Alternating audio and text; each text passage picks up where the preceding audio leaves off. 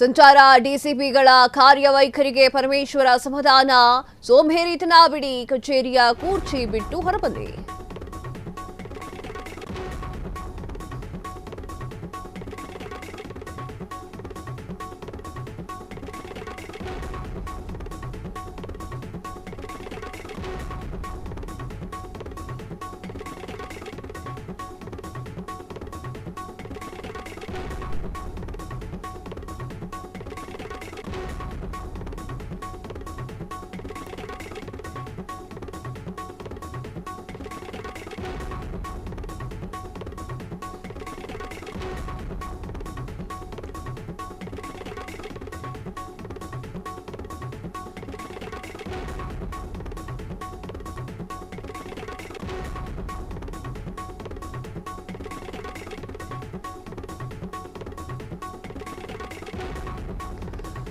ಸಂಚಾರಿ ಡಿಸಿಪಿಗಳ ಕಾರ್ಯವೈಖರಿಗೆ ಪರಮೇಶ್ವರ ಅಸಮಾಧಾನ. ಸೋಂಬೇರಿತನವನ್ನ ಬಿಡಿ, ಕಚೇರಿಯ ಕೂರ್ಚಿಯನ್ನ ಬಿಟ್ಟು ಸ್ವಲ್ಪ ಹೊರಗೆ ಬನ್ನಿ.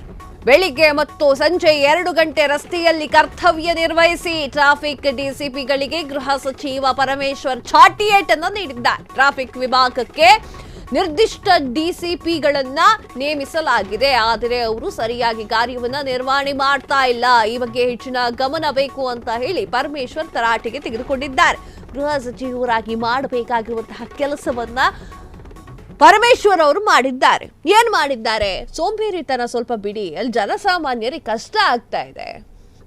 ಟ್ರಾಫಿಕ್ ಸಮಸ್ಯೆಯಿಂದ ಸಾಯ್ತಾ ಇದ್ದಾರೆ ಬೆಂಗಳೂರಿನಲ್ಲಿ. ಸಿಲ್ಕ್ ಬೋರ್ಡ್ನಲ್ಲಿ ನಿಂತುಕೊಂಡ್ರೆ ಯಾವಾಗ ಮನೆಗೆ ಹೋಗ್ತೀವೋ ಗೊತ್ತಿಲ್ಲ. ಹೆಬ್ಬಾಳ್ ಟ್ರಾಫಿಕ್ ನೋಡಿದ್ದೀರಾ ಅಂತ ಹೇಳಿ ಟ್ರಾಫಿಕ್ ರೂಲ್ಸ್ ಬಗ್ಗೆ ಹಾಗೂ ಟ್ರಾಫಿಕ್ ಡಿಸಿಪಿ ಅವರ ಬಗ್ಗೆ ಸ್ವಲ್ಪ ಅಸಮಾಧಾನ ವ್ಯಕ್ತಪಡಿಸಿದ್ದಾರೆ. ಅವರಿಗೆ ತರಾಟೆಗೂ ಕೂಡ ತೆಗೆದುಕೊಂಡಿದ್ದಾರೆ. ಸಂಚಾರ ಡಿಸಿಪಿಗಳ ಕಾರ್ಯವೈಖರಿಗೆ ಪರಮೇಶ್ವರ್ ಅವರು ಅಸಮಾಧಾನವನ್ನು ವ್ಯಕ್ತಪಡಿಸಿದ್ದು, ಸೋಂಬೇರಿತನ ಸ್ವಲ್ಪ ಬಿಡಿ, ಕೂರ್ಚಿಯಿಂದ ಎದ್ದು ಬನ್ನಿ, ಕಚೇರಿಯಿಂದ ಹೊರಗೆ ಬನ್ನಿ, ಬೆಳಿಗ್ಗೆ ಸಂಜೆ 2 ಹೊತ್ತು ಒಂದ್ಸಲ ರಸ್ತೆ ಕಡೆಗೆ ಗಮನವನ್ನ ಕೊಡಿ. ಟ್ರಾಫಿಕ್ ಡಿಸಿಪಿಗಳಿಗೆ ಗೃಹ ಸಚಿವ ಪರಮೇಶ್ವರ್ ಅವರು ಚಾಟಿಯೇಟನ್ನ ನೀಡಿದ್ದಾರೆ. ಟ್ರಾಫಿಕ್ ವಿಭಾಗಕ್ಕೆ ನಿರ್ದಿಷ್ಟ ಡಿಸಿಪಿಗಳನ್ನು ನೇಮಕ ಮಾಡಲಾಗಿದೆ, ಆದರೂ ಯಾರೂ ಕೂಡ ಸರಿಯಾಗಿ ಕ್ರಮವನ್ನು ಕೈಗೊಳ್ತಾ ಇಲ್ಲ, ಕಾರ್ಯನಿರ್ವಹಿಸ್ತಾ ಇಲ್ಲ. ಅದರ ಬಗ್ಗೆ ನನಗೆ ಮಾಹಿತಿ ಬಂದಿದೆ ಅಂತ ಹೇಳಿ ಡಾಕ್ಟರ್ ಜಿ ಪರಮೇಶ್ವರ್ ಅವರು ಮಾತನಾಡಿದ್ದಾರೆ. ಈ ಬಗ್ಗೆ ಹೆಚ್ಚಿನ ಗಮನವನ್ನು ವಹಿಸಬೇಕು ಅಂತ ಹೇಳಿ ಲಾಠಿ ಏಟು ಬೀಸಿದ್ದಾರೆ ಅಂತ ಹೇಳಿದ್ರೆ ಮೋಸ್ಟ್ಲಿ ತಪ್ಪಾಗಲ್ಲ ಅನ್ಸುತ್ತೆ ಈ ವರ್ಡ್.